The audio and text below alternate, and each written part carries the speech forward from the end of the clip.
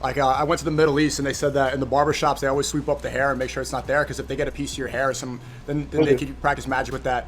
And then this girl was like, she tries to take a piece of my hair and then bury it with her period blood, and it's disgusting stuff. But that's stuff to look out for. Don't let these girls take your hair. That's what happened to me. That's what happened to me too with the hair. Because check this out, Sneeko. I had little clues like 3 months before the final demon came out and manifested. She kept dropping clues. So one day she was reading one of those witch books, and I made a joke at her, and I said, "What are you trying to do? Summon spells to kill me?" I said, "What are you gonna do? Take a piece of my clothes?" And she said, "No, that's why I cut your hair, because she used to cut my hair." But she wasn't joking, bro. But I thought at first, I thought she was joking. She cut my hair because she was collecting it, making voodoo dolls. So she probably had a voodoo doll of me and was stabbing it with a knife all day, and that's probably why my back was hurting. You had back pain back then? You couldn't fight? I think that's what it was, man.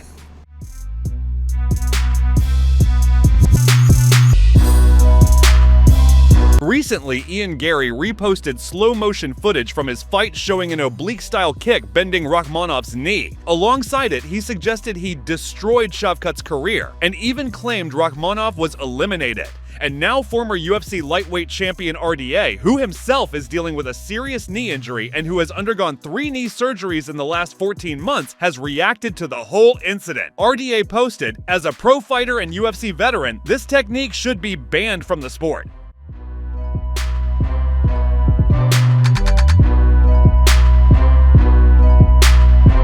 Do you think you're gonna come back, or are you done? Yeah, I'd like to. Oh, you would? Oh, yeah? Yeah, I'd like to. I wish they would just give me a title shot, but I had to fight for that, so. What division? I don't care, 185 or 70. Okay. Either way. So you walk around at right now? Pretty heavy. Yeah. So I can fight 185, but I'd like to fight 170. Yeah, you'd fight Islam? Yeah, or the other guy. Usman? Chimaev. Oh, Chimaev at 185. Oh, yeah. How do you think those matchups go? I think I could beat both of them. Okay. I mean, I could lose too, but yeah. I mean, I could see myself winning those fights. For sure. Like, it's just matchup and fighters. You know what I mean? It's coming in with the right formula and fighting the right fight.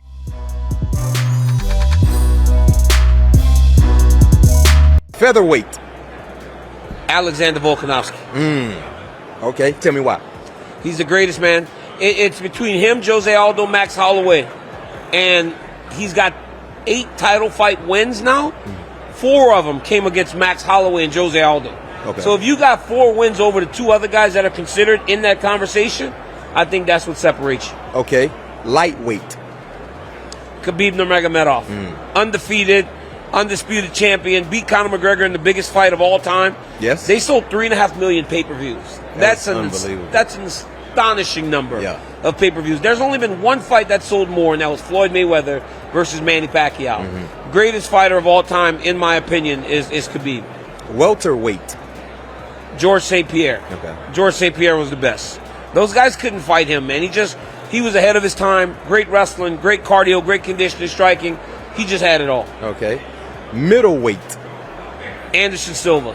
You know, I was at that fight, and Roy Jones Jr. was in the front row because he wanted to box Anderson Silva. That's how big of a star Anderson became to mixed martial arts. So, Anderson Silva. Light heavyweight. So that's a tricky one, right? Most people would think it would be John Jones. Yeah. But John Jones and I have a very, very difficult history Yeah. with each other. So I would not want to say that because he took steroids. But if he ain't, then it's me. Okay, no Yeah. question. I love it. Last one, heavyweight. Stipe Miocic. See, that's the difference. So Stipe Miocic beat me 2 times. I lost to 2 guys, John Jones and Stipe Miocic. John Jones had all that stuff tied to his name. Stipe didn't. So I'll give Stipe credit because he beat me fair and square. Yeah. But yeah, Stipe Miocic.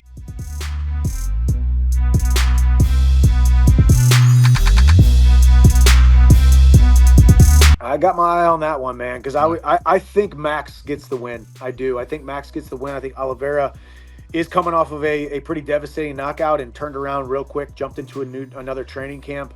And, you know, I got my eyes set on that BMF belt, you know, if Max wins. So we'll see. It is historic, and it's a one-of-one type of event. It will never happen again, could never happen again, probably. So it's cool, man. It's a bright future. It's a really, really cool event. It's America's 250th anniversary, so I'm excited about that. So we'll get the matchup set. We'll sign a contract. We'll get our date set. I've already kind of started laying the foundation of a training camp, and I need to start laying the foundation of the visualization of what this thing's going to look like. Because the problem is we don't know what the heck it's going to look like. It's going to be a brand new venue, a brand new everything. So I've never fought with the smell of grass clippings. So we'll see. I gotta get some grass and start sniffing some grass.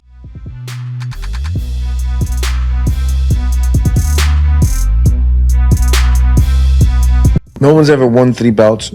No one's ever done it. And as it stands, even right now, it's a very uphill battle for Ilya to go up to 170 and beat Makhachev. So if he does, you can't argue that he's not the Michael Jordan, that he's not above everybody. John Jones, GSP.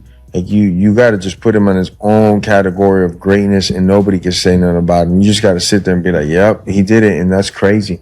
Because not only let me say something. It's not only because I think a lot of times there's a lot of guys that are like 2-time UFC champion, and they fought both times with like interim belts, you know, and they truly didn't fight the best guy in the division. There's a big difference in that, you know, when you're fighting Volkanovski in his prime and you end him.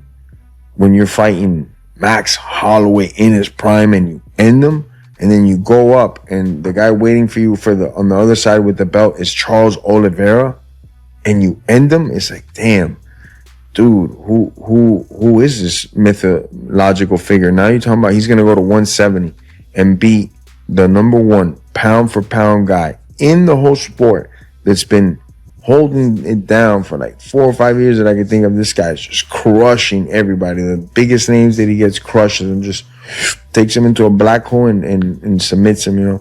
So Ilya gets that done.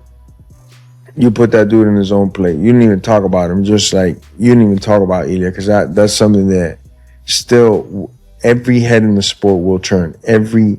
Every fighter, no matter how much they dislike Ilya or not, could only say one thing, like, yep, Ilya's the damn truth. Because he's the complete opposite fighter. To beat a guy like Ilya's Makhachev. That's the type of guy you need to beat Ilya. Somebody could just keep it on the mat. Because if you stand on the feet with this guy, your time is limited.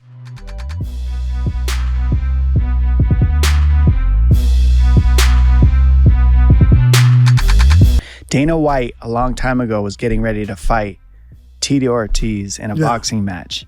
Do you know how real and how close that was to really happening? No, did you talk to Dana about it or anything? Oh, Tito backed out. That's what I've heard, but I just want to know the real story about all that. If you know anything about it, because I know you were close to Dana during this. The first time I went up, the first time they bought the UFC, Fertitas bought the UFC, we were up at Big Bear. Yeah. Doing stuff and with the Fertitas. There's a training camp for Tito getting ready to fight. What's his name? I can't remember his name right now. But anyway, and we were up there, and Dana was sparring with us a little bit. And how old is he back then when he's doing these sparring with you? He's my age. I think he's a year younger than me. Okay, so back then, how old were you then? Back then, when this was happening? Mid-30s? 21, early 30s. Early 30s. So he's early 30s. He's getting ready to box Tito Ortiz, and this was a real thing, and Tito pulled out. Why do you think, honestly? Your opinion. My opinion, I don't know. I think he was worried about it. Boxing, I just didn't get it. I'm like, Dana, what are you doing? Like, okay, if you go and beat your champion, in boxing, you're gonna make it look bad. And it's a lose-lose for you. Yeah. If you lose, you lose, and if you win, you lose. Is it? I don't know. Because he's still. Have you seen how he trolls him on every post that people send me stuff. I wouldn't watch diabolical. it. But people send me the stuff that he does. I'm like, no, but he does a video and help him. Dana writes "my boy" at the bottom of every single. Oh, bro. Oh. But is that because that fight never happened and it was just unfinished business? I don't know if that's all, but I mean, they had a lot of bad blood, But it's one of those things. Tito was always that guy that last minute. Oh, I need extra $100, right? Yeah, he always it's dude, always You know, You got to get down with Dana too, like spar with him a little. One time. Yeah. Alfie asked him, "Hey, how come you turn it after the first round? You turn into Sebastian crap." Did he light you up a little bit? No, it was the other way around. What was the biggest shot? Did you hit him with a 2-piecer, a 3-piecer? I hit him, and I like, it was one of those, like, I hit him, you hit someone too hard. Oh, sorry, don't back up. I know exactly what you're talking about. He used to get mad. Like, I dropped Tito with a body shot. He'd get mad at me because I wouldn't hit him back to the body. Like, so who, Dana? Yeah, he'd be yelling at me from sparring. Like, I was sparring with Tito and drop with a body shot. And then we'll go back sparring. So hit him in the body. I'm like, no, it's like, you can't. If I hit him in the body, just go back down. So it's like, what? I can still work. I'm just working. So I just work, like. Yeah, you were a good guy. Yeah, well, you were being a nice guy. I'm also like trying to work. I want to work on stuff. I'm not hitting him in the body. I know I could drop him in the body next if I hit him again. Honest question: if you would have knocked out Dana, would you have been f***ed up? Would that have f***ed you up? Would he have taken it like a G? Yeah, he would have taken it good. That's tough. He's a real fighter. That's awesome. Fight guy. And then you start laying the foundation of the visualization of what this thing's going to look like. Because the problem is we don't know what the heck it's going to look like. It's going to be a brand new venue, a brand new everything. So.